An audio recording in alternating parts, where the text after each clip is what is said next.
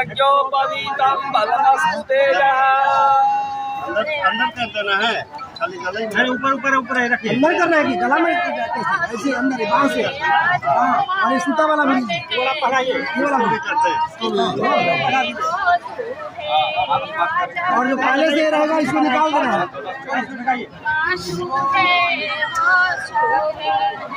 इसको ऊपर से उतारो ना, नीचे रखो। भागना का आप कर दीजिएगा बेटा।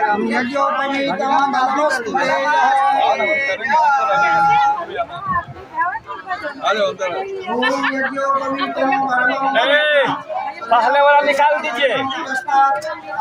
वो नहीं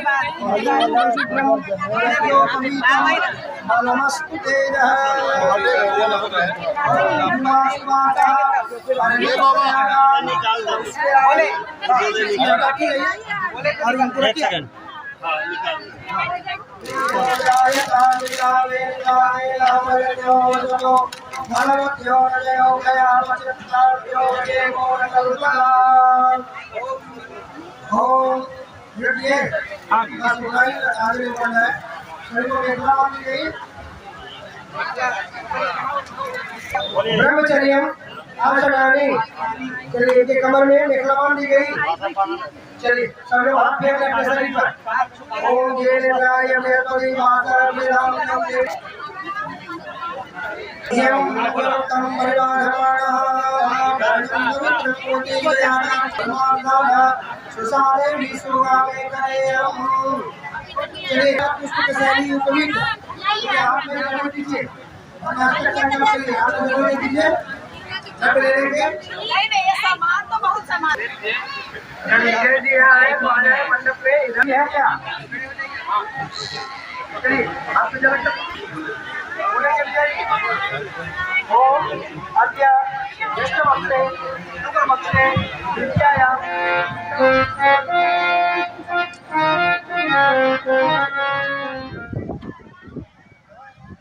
आपके भाई आज जनेऊ का कार्यक्रम में और पूरे विधि विधान से किए, कितना खुशी है भाई को आज जनेऊ हुआ? खुशी तो बहुत खुशी है, बहुत ज़्यादा ही खुशी है। और घर में ऐसे शादी ऐसा माहौल है पूरा घर में, और यहाँ भी लग रहा है कि आप लोग ऐसा तो लग ही रहा है कि शादी हो रहा है इनका, लेकिन इनका लग रहा है। हाँ हाँ, पर शादी नहीं हो रहा है, बाल विवाह हो रहा है। इससे भी अच्छा लग रहा है। इससे भी अच्छा लग रहा इससे बहुत अच्छा लग रहा है। देवर का शादी है, भगिना का जनेऊ है, देवर का जनेऊ है, बहुत अच्छा। भाई इतना समाज, इतना भाई लोग बहन लोग है मेरा साथ, बहुत अच्छा लग कैसा लग रहा है आपका बेटा आज? बहुत अच्छा लग रहा ऐसा है। लग रहा है कि शादी का माहौल होता है उससे घर में, उससे पूरा माहौल। जी जी जी जी जी। लेकिन ये हमारे उपनयन संस्कार हम लोगों के लिए बहुत ही महत्व है, बहुत ही हम लोग इसको मानते हैं कि हमारे धर्म है, हमारे बच्चे को सब ज्ञान मिले, ये संस्कार मिले और बच्चे हमारे अच्छे से ये सब चीज़ को कर सके। बेटा क्या क्या कहना चाहते हो? इतना अच्छा जो दीक्षा मिला, संस्कार मिला, ये सबको लेना चाहिए। क्या बोलना चाहेंगे?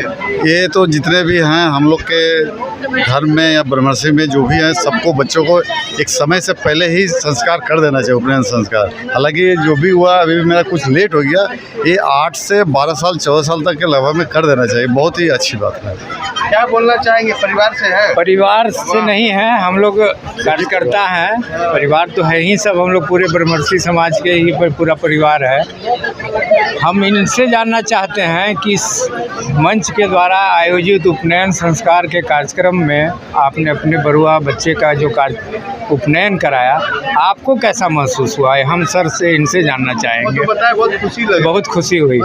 हम लोगों को ये होता है, हम लोग एक कोशिश जो करते हैं कि इतने बड़े बड़े IAS IPS लोग आते हैं, समाज के इतने बड़े बड़े लोग आते हैं और वो लोग इस बच्चे को आशीर्वाद देते हैं और एक प्रेरणा का स्रोत बनते हैं इन बच्चे के लिए।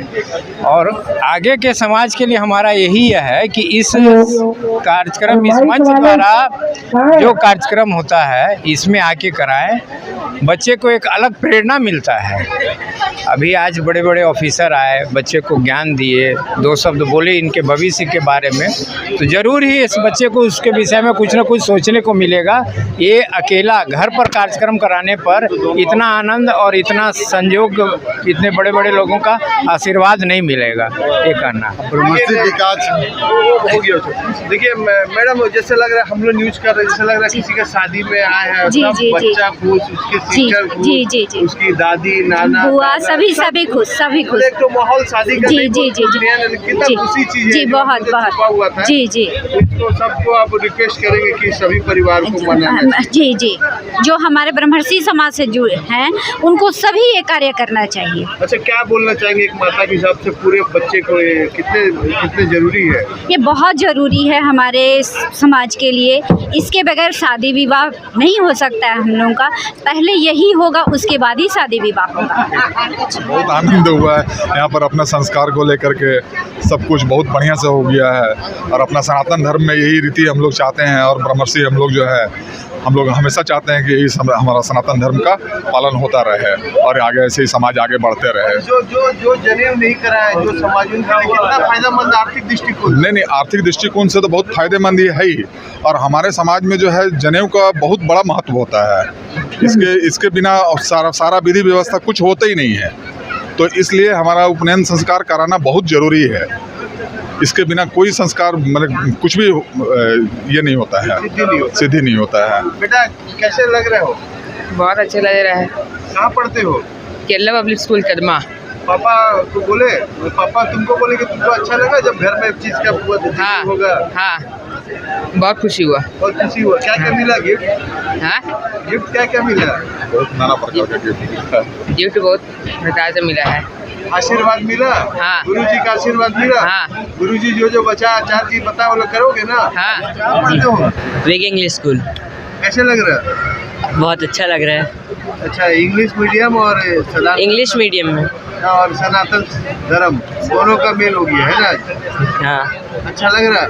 हाँ। क्लास में जाके बताओगे बच्चे को जनेऊ क्या होता है? जी, विजय जी, बेटा तुमको कैसा लग रहा है? अच्छा लग रहा है। विजय जी मंच पर पहुंचिए और सभी लोग को छतरी के साथ और वस्त्र के साथ सब लोग बहुत को अच्छा लगा, प्रणाम कीजिए जाकर और सब फोटो दोस्त को करवाएं। बताएंगे। बेटा का जनेऊ हुआ, जी, कितना खुशी है? बहुत सारा बहुत ज़्यादा खुशी है। हम देख रहे थे कि बेटा का जितना विधि विधान हो रहा था जी। पीछे खड़े हुए थे। जी, जी, जी, जी, जी। कैसा लग रहा है? बहुत खुशी आपका जनेऊ कब हुआ था? मेरा बचपन में ही 5 साल का उम्र में हो गया था। हुआ था। जी, वो दिन याद आई? जी, जी, बहुत बहुत खुशी हो रहा है। लड़का को आज जनेऊ हुआ था? हाँ जी, बहुत खुशी है बहुत खुशी है। जी। क्या हम लोग ब्रह्मर्षि समाज में ये किए हैं उपनयन संस्कार है। बहुत खुशी, लगता है ना? बहुत अच्छा लग रहा है। ये बड़ा लड़का है? एक ही है एक ही लड़का है, आज जनेऊ हो गया। जी। क्या नाम है आपका? मेरा पूनम दीदी। लड़का का? रौनक कुमार। कैसा लग रहा है बेटा तुमको? बहुत अच्छा लग रहा है। अच्छा लग रहा हाँ जी, है? आशीर्वाद दिया सब? जी हाँ जी, सब बड़े से। क्या क्या सीखा? जी, बहुत कुछ सीखने को मिला जनेऊ से। कहाँ पढ़ते हो? ये तो मैं तो अभी डिप्लोमा करता हूँ IDTR से। कहाँ पर डिप्लोमा? IDTR से।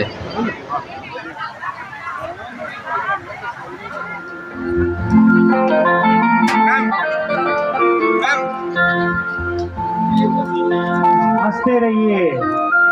आज का दिन आप लोगों के लिए ऐतिहासिक दिन है, बहुत पवित्र दिन है और आप सबको आशीर्वाद देने के लिए मातृशक्ति स्वरूपा हमारे बीच आई हुई है। ममता जी, आप सबके लिए बहुत ही भाग्य सौभाग्य का दिन है।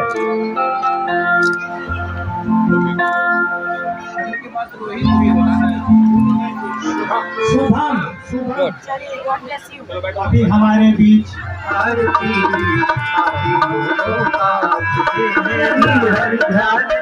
जग की मंगल की आरती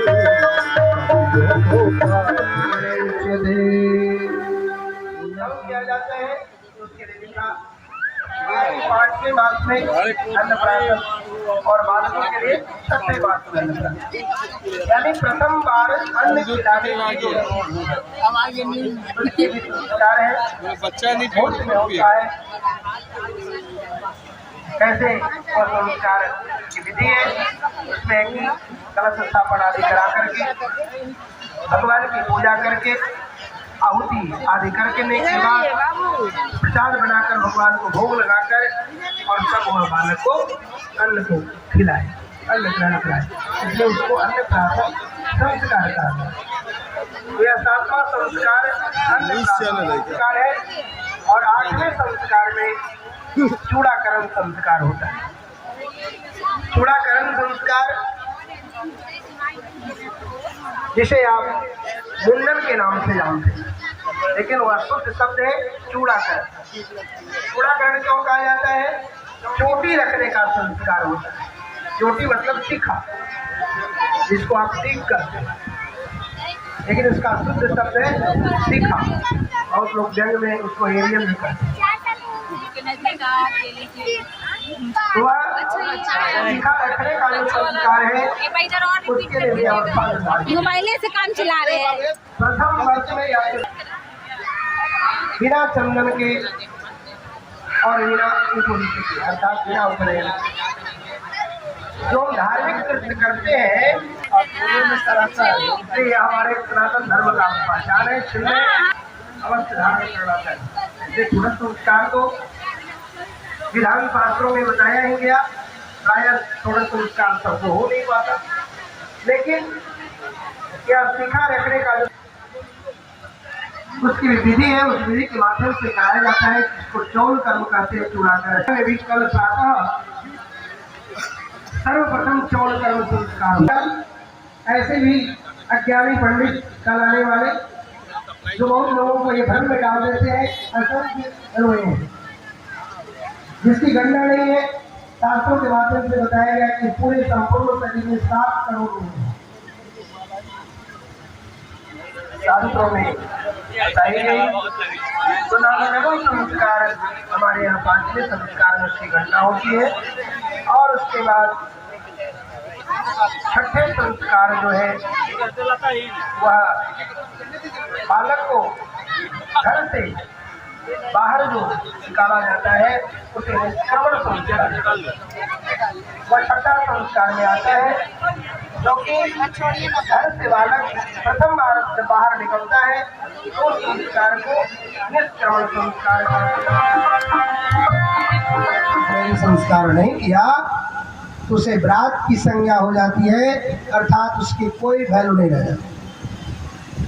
अगर उनके लिए पूछा जाए कि उपनयन का मुहूर्त कब है, तो हमें याद है स्वामी जी महाराज से कभी कभी कोई पूछा करता था कि उपनयन संस्कार के जो मुहूर्त कब है, तो स्वामी जी एक ही शब्द पूछते थे, अवस्था कितने बताओ।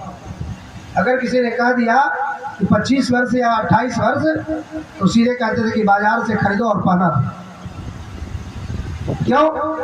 क्योंकि उसकी अवस्था नहीं है, उसकी अवस्था समाप्त हो गई। अब उसके लिए मुहूर्त क्या पूछते हो? आज 17 बच्चों का उपनयन संस्कार समाप्ति की ओर है और सारे परिवार, कुटुंब, रिश्तेदार सभी आए हुए हैं और सभी काफ़ी खुश हैं, प्रसन्न हैं। समाज के, जिले के विभिन्न क्षेत्रों से लोग यहाँ आए हुए हैं, इवन बाहर से भी लोग आए हुए हैं।